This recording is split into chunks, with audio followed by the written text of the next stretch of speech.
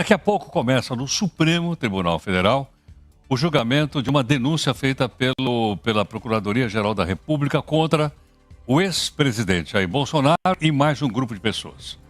Para a gente poder entender o andamento disso, gentilmente conosco o Dr. Matheus Favilene, que é advogado criminalista e doutor em Direito Penal aqui pela USP.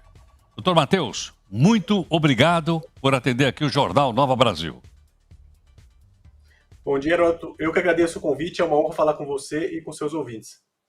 Muito grato. Doutor Matheus, o primeiro passo é o seguinte: a Procuradoria-Geral está apresentando essa denúncia que pode ou não ser acatada pelo Supremo Tribunal Federal. O que isso muda na condição das pessoas que estão relatadas nessa denúncia?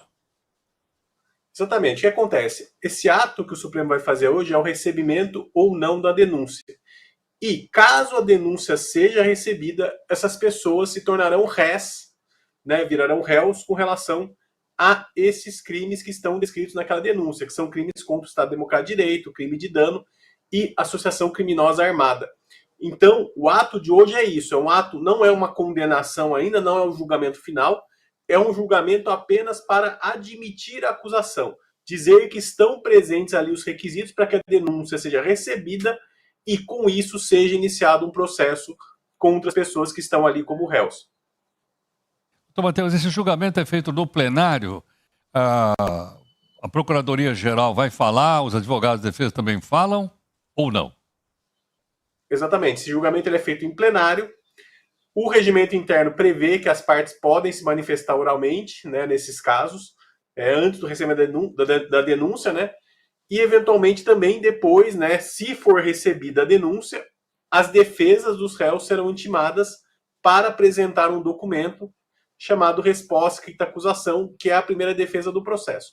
Então, provavelmente vão falar sim, mas deve ser um julgamento relativamente rápido, porque entende-se que a denúncia será, em princípio, recebida, lembrando que isso não significa uma condenação ainda, porém, eu acredito que a denúncia será recebida sim, porque esse é um juízo provisório apenas para avaliar ali se estão presentes os elementos ou não, não significando uma culpabilidade ainda daquelas pessoas.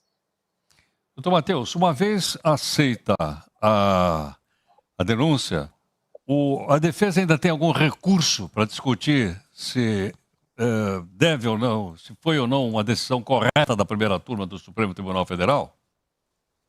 Sim, tem. O que acontece? Contra essa decisão que recebe a denúncia, é cabível um recurso previsto no regimento interno do Supremo Tribunal Federal e também no Código de Processo Penal, chamado embargo de declaração, que é para esclarecer algum ponto, alguma omissão, alguma contradição que tem ali na denúncia.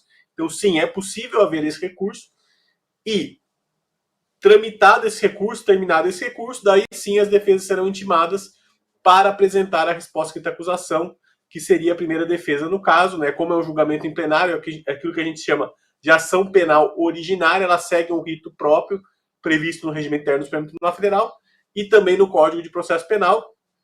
E a partir daí, então, a partir dessa apresentação dessa defesa e também das testemunhas que os réus desejarão que sejam ouvidas, durante a instrução do processo, é que se dará início ao processo, que poderá redundar numa sentença final, pelo plenário, que pode ser de absolvição ou de condenação desses réus. Doutor Matheus, por que está sendo discutido numa turma e não no pleno dos 11 ministros que formam o Supremo Tribunal Federal? Porque o Supremo entendeu que esses julgamentos caberiam ao plenário, caberiam às turmas e não ao pleno, Antigamente, se você pegar casos mais antigos, esses casos eram julgados sempre pelo plenário.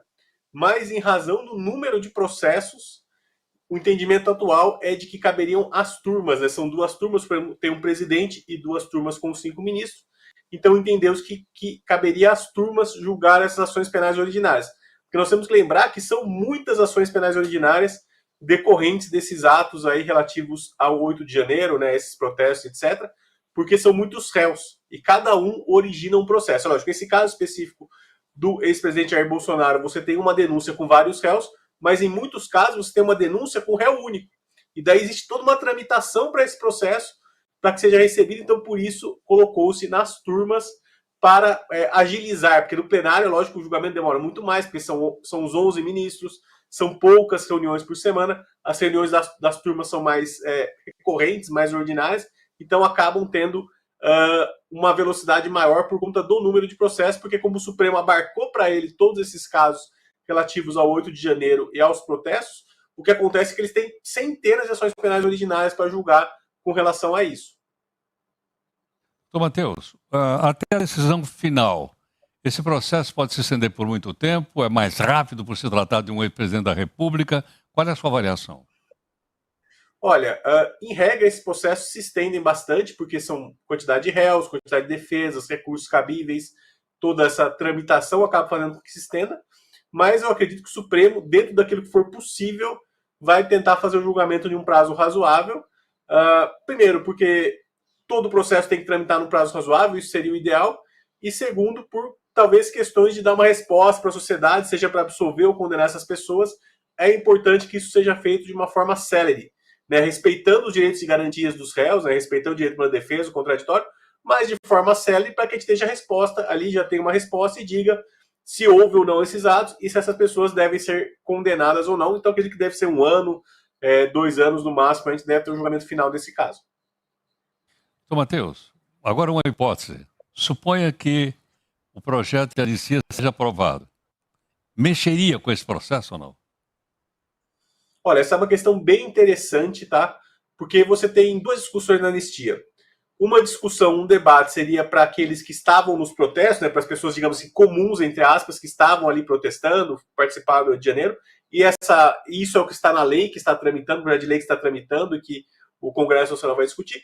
E teria também a questão para anistia para os políticos, oficiais militares, agentes públicos, que daí seria uma questão separada. É lógico, pode acontecer de que se aprove uma anistia tanto para as pessoas comuns quanto para esses agentes políticos, pode acontecer. Mas, aparentemente, o que está tramitando com mais força é a anistia para as pessoas comuns, 8 de janeiro, e com menos força a anistia para esses agentes públicos que participaram, eventualmente, de atos golpistas. Pode acontecer, mas é muito mais difícil que se aprove uma anistia para os agentes políticos, porque daí você vai entrar numa discussão que vai abarcar esse caso agora específico, vai beneficiar o ex-presidente Jair Bolsonaro, vai beneficiar generais que estavam envolvidos. Então, se torna o debate muito mais complexo, muito mais difícil, mas acredito que vai existir. Porque a gente tem que lembrar, a anistia ela pode ser ampla ou ela pode ser restrita, né? Então, o que está na lei hoje, que está sendo discutido no projeto de lei, é uma anistia restrita. Mas pode ser que ali na tramitação acabe virando uma anistia ampla e acabe também abarcando esse processo aí contra esses agentes políticos. Daí sim, daí vai afetar, porque a anistia, ela extingue a punibilidade, ela encerra o processo. Perfeito. Doutor Matheus, muito obrigado por sua gentileza, por atender aqui o Jornal Nova Brasil. Eu estou à disposição, doutor Matheus Favilene, eu que agradeço. Doutor Matheus Favilene, advogado crime, está aí uma maneira clara, simples, didática para a gente entender. Tenho certeza que agora a gente tem melhores condições de acompanhar o que vai acontecer então no Supremo Tribunal Federal.